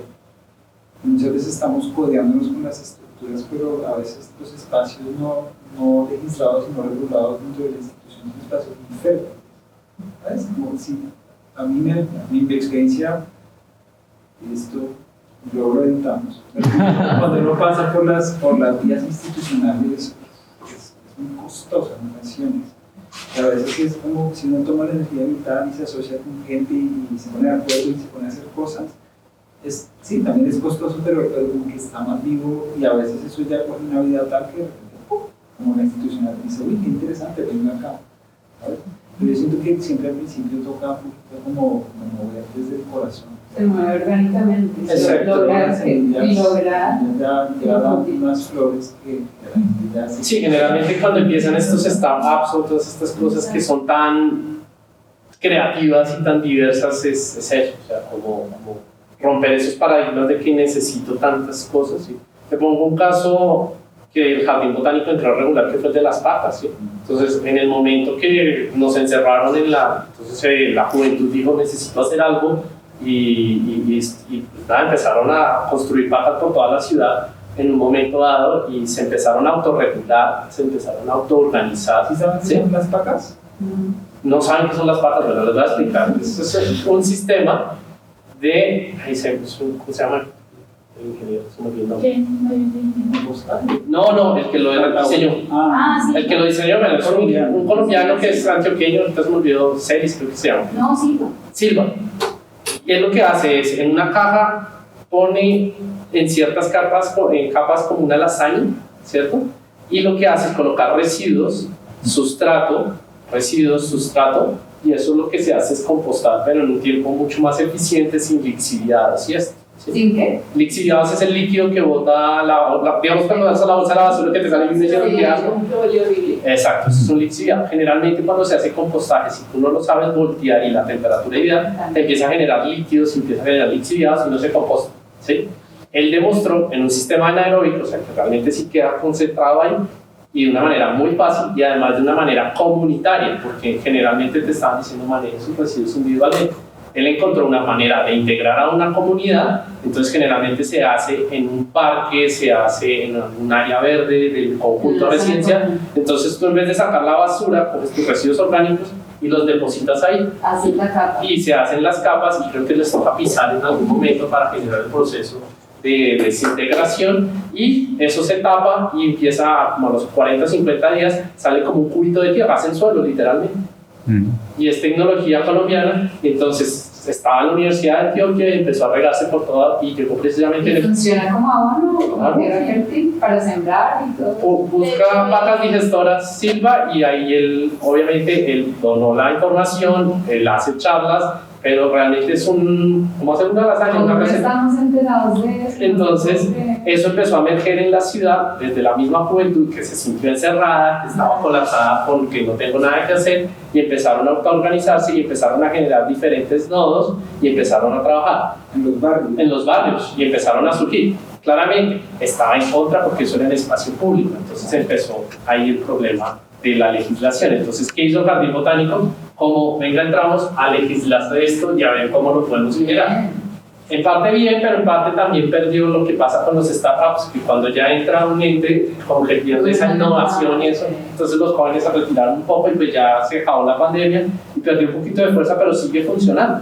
Pero es demostrar que en un momento donde la humanidad estaba en crisis, digamos en este espacio Bogotá estaba en crisis por la pandemia, los jóvenes les emergió por autoorganización, por ver un problema social y ambiental y generaron una solución muy rápida. Entonces, es demostrar que en momentos de crisis también salen muchas ideas y muchas cosas. Entonces, lo que mencionas es integrarse y empezar a trabajar y empezar a moverse, porque es eso, ¿sí? Entonces, nosotros ahorita realmente trabajamos mucho el tema del liderazgo regenerativo, en el tema de que tú tienes tu capacidad, cualquier capacidad que sea, porque es que hay diferentes tipos de liderazgo. Parece que nos han enseñado el líder de que es arriba y que coordina. No, hay diferentes tipos de liderazgo. Es extrovertido. Exacto, pero no, no falta el cuidador están bien chicos, voy por un tito, porque no saben ni qué hacer, y va a traer titos y todos abracen. Pero él está asumiendo liderazgo, ¿sí? Entonces, eso es mostrar que todos tenemos un líder de alguna manera u otra y estamos trabajando en pro de eso y movernos, porque es que ese es el mayor actuar. Quedarnos aquí en divagar y hablar, pues ese es el problema. Yo me quedé con una cosita cuando vi lo de Fog for Force, a mí me quedó. ¡Qué bien! Puede hacer ahí la hidrología, cuando puede aguantar el planeta. Claro, entonces, imagínense que había un artista austríaco, un Dadvasa, nunca lo voy a nombrar. Bueno, este man también tuvo su auge en los 60, 70 y él era realmente un ambientalista, artista ambientalista que creaba, bueno, las obras de arte de él eran como muy, parecían unos trazos infantiles, y también era arquitecto, entonces las obras de él involucraban, mejor dicho, incorporaban la naturaleza. No sé si ustedes buscan, se escribe Basser, con W. Y ese nombre pues era su nombre artístico porque significa como miles de aguas, ¿no? Como miles de aguas en alemán. Entonces, él incorporaba los árboles y, por ejemplo, los techos de sus edificaciones eran como pasan algunos techos que siembran pasto y todo eso, que son techos orgánicos. Entonces, él incorporaba como que mejor dicho, había un árbol y él construía ahí donde estaba el árbol sin tener que talarlo, y empezaba a incorporar la arquitectura interior y exterior del edificio de acuerdo con el árbol, y aparte hacía unas creaciones increíbles. Entonces él fue uno de los primeros artistas en Europa que empezó a promover ese movimiento ambientalista. Chévere. No, pero créeme que el movimiento ambientalista está hace muchísimos años. Sí, mucho antes. Y Digamos, tuvo mucho auge porque pues él tenía gran acogida. y las tecnologías, es que es increíble las tecnologías que tienen nuestras comunidades indígenas o de otras regiones, que es reconocer el territorio y saberlo trabajar, ¿sí? Lo que pasa es que nosotros nos quedamos con imágenes o con conceptos que hemos traído, que nos dijeron que esa era la verdad y se nos olvidó la otra verdad. Somos muy citadinos, no tenemos ni un poquito de relación con la tierra. Exactamente, entonces por eso mismo es importante investigar, encontrar otros saberes, porque es que eso es importante, no solamente está el saber tradicional que conocemos y eso. Muchas gracias. Bueno, muchas gracias. Ah, ok.